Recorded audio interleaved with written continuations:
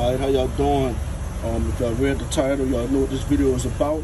If you looked up the title, you need help changing out the sending unit, so I'm gonna try to help you out as quick as possible and run everything down.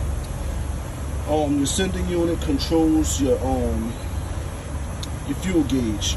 My sending unit was bad. I filled it all the way up to the rim, and it only showed 75% full.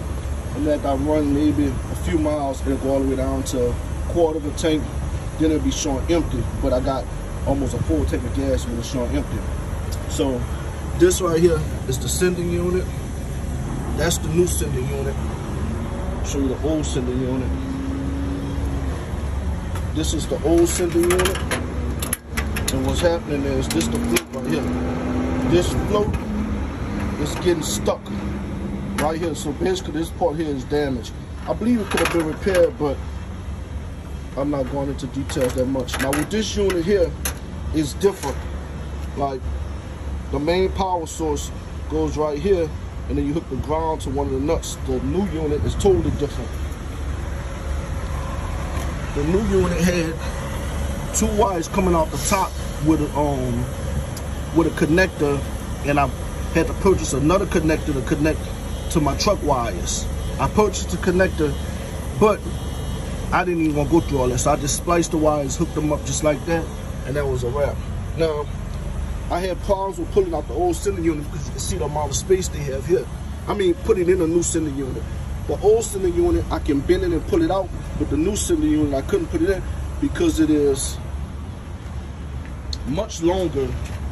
This is the old unit. The new unit is about that much longer, and it's one solid pipe, so there's no bend in it. So I thought I was going to drop the tank. And the reason I did all this is because when I was calling around at the shops, they'll charge anywhere from $700 to $1,000 to do this, and I know I can do it myself. If you're not mechanically inclined, don't even try to do it, but it's real simple. What I did first off, is I got a little plate that goes right here.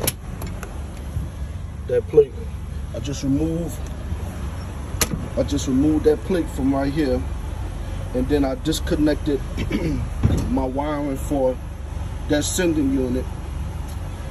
I removed this set of steps because instead of dropping the tank, I rotated the tank. Now this tank is 160 gallons. Each tank is 160 gallons, that's 320 gallons total. Heavy as hell when they fold. And that's another reason why I want to switch it out, because, you know, these are $4 a gallon. 4 times 320 is, let me see, 4 times 3, 1,240. That's $1,280 to fill up a tank. When I'm thinking I'm on empty, you know, when I had enough fuel to go to the next stop that might have fuel at 50 cents cheaper. So 350, and you're talking about 50 cents times 320 gallons, that's $160 savings. So that's how crucial it was for me to save this. Like I said, I could be thinking I'm empty, but I'm not empty, and I got enough to go like another 30, 40 miles, so we'll get fuel, which is 50 cents cheaper. Well, anyways, let me get to it.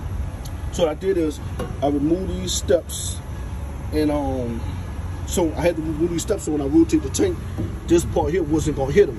But if I didn't remove these steps, it was gonna keep on hitting right here. After I removed this little step, the next thing I did is, I unloosened these straps.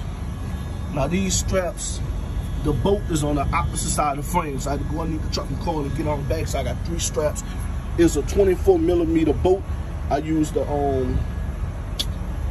drill to pull it off. So let me see what else out there. Okay, I unloosened all that. All right. First off, I ran my tank almost empty. I kept looking at it, checking because my gauge messed up. And I thought I got it empty, but I had about 7 inches of fuel in there, which was still heavy because, like I said, 100. The tank is long, so it's still kind of heavy. So what I had to do is, I had to go get a bin. I used this little dolly, and I used this here, which is a siphon pump. And I pumped all of these on this in here, which I filled this thing completely up, and I put it in my other tank. So once I got that done, I kept on trying to turn the tank, but it wouldn't turn. I couldn't understand why it wouldn't turn. I set it for a while, I kept trying to turn it. So I'm looking for my other part so I can show you what I did. I don't see it. Well, anyways, it wouldn't turn, and it dawned on me that these straps have rubber on it. So the rubber is gonna hold it up. You know, no matter how empty the tank is, if you're trying to turn it against rubber, it's gonna have a real resistance. So what I did is, I took that dolly, I put it directly in the middle right here, and I jacked up the tank with a car jack. Once I jacked up the tank, I was able to move the tank with my hand, no kind of force. I had a big old crowbar. I stuck the crowbar in here and I kind of, you know, wiggled the tank down, pulled it straight out, put it straight in, put the tank back in. Now you got to keep in mind, you got lines back here that's hooked up too. Make sure you got enough slack in these lines so that you don't rip them lines out when you turn the tank. This line here was kind of tight for me, so I had to disconnect that line, but the other lines had enough play so I can move the tank all the way where the sending unit was about right here. Pulled it out, put it in, simple, easy as hell. And like I said, wired the sending unit back up, put the tank back up, tighten the straps back up, that's about it. Like I said, the only thing keep in mind is you want to get that tank as empty as possible so it can be easier to maneuver. And remember to tighten up every bolt and nut that you took loose. Now, that strap there, I mean, this little hose is the one that was short. This is the one that came off of it. And this is an old brittle hose. So I went on here and got new holes and new clamps and put it in there. There's no kind of back pressure, nothing. So, I mean, you want to get a good gauge hose, something nice, but it don't have to be the most expensive one because there's no kind of back pressure. This is nothing but extra diesel draining back into the motor. That's it, simple. That's about it. I hope that helped out anybody.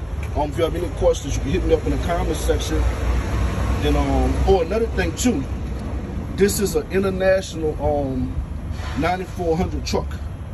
It has a Detroit 60 series motor, which the motor don't make a difference, but the truck do, as far as with the fuel gauge. I mean, with the fuel sending unit. I think that fuel sending unit works for Freightliner. No, International, and it was a few more. Like I said, if you have any questions, hit me up in the comment section. I'll help you out as best as I can. I'm gonna show a picture of the new sending unit also. Like I said, I had a whole video planned out and I had everything chopped up, but it was gonna be much longer than this video, so try to simplify it a little bit.